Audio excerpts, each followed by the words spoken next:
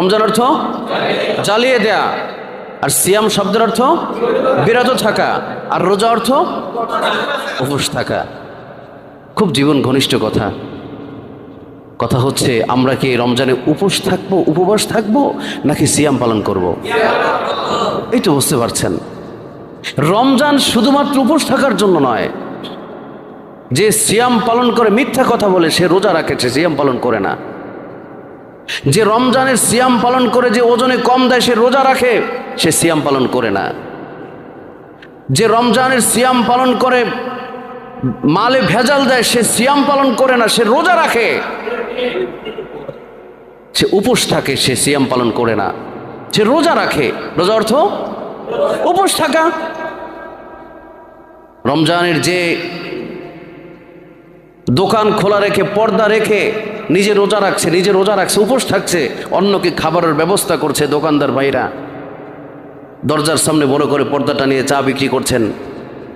রমজান এত দামি যে আমি আপনি না বোঝার কারণে, আপনার আমার হুস্নতার কারণে, অজ্ঞতার কারণে আমরা সিয়ামকে ধরতে পারছি না।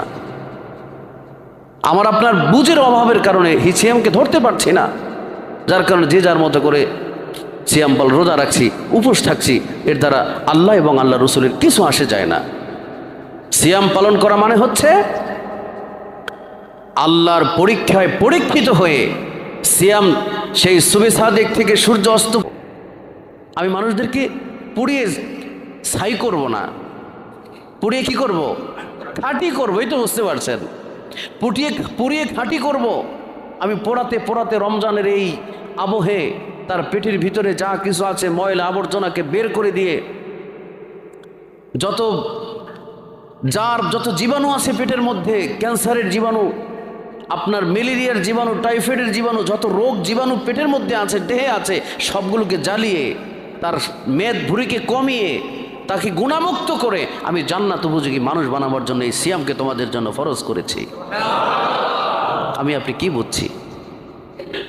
খাই পান করি, সেই ইফতারিতে কত আয়োজন, সাহারিতে কত আয়োজন, খাবারের জন্য সবাই ব্যস্ত হয়ে পড়ছে। সিয়াম পালন করছি, রোজা রাখছি, সবাই উপোস থাকছে।